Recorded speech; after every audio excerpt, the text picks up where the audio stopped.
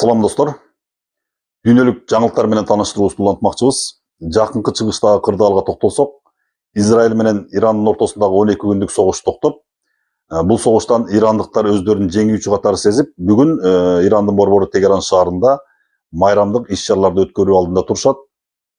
Бул иш-чарага дагы Ирандын руханий лидери, бункерде жашынып жаткан Аятолла Али Хамейни да катышуусу күтүлүүдө.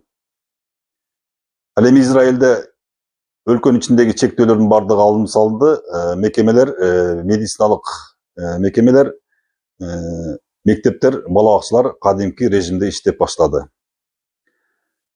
Тынчтык келишиминен кийинки мындай көрүнүштү дүйнөлүк эксперттер ар кандай талдашууда. Ал турсун борон болор алдындагы тынчтык деген мүнөздөмө бергенге да жетишишти.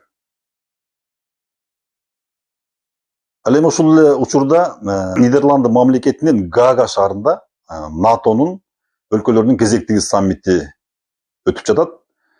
Анын ачылышында Украинанын президенти Владимир Зеленскийди туруп овация менен кол чаап тосуп алышты. НАТОнун бул жолку саммитинде финансылык, каржылык маселелерин кеңейтүү туурасында сөз болду. Ошондой эле НАТО өлкөлөрү Украинага 35 миллиард доллардык жардам бермек болушту.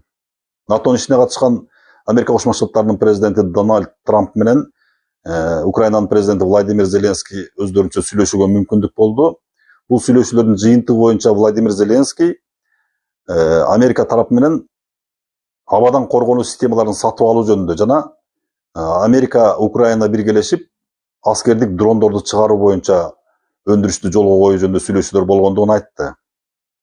Бирок Американын президенти Дональд Трамп бул билдирүүлөр боюнча ачык эч нерсе айткан жок.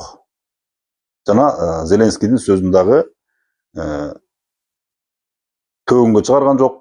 Ошол эле мезгилде ачыкта колдогон жок. Ушул окуялардан улам Орусия менен Украинанын ортосундагы кырдаал дагы эле токтоочудай эмес экендигин көрүүгө болот.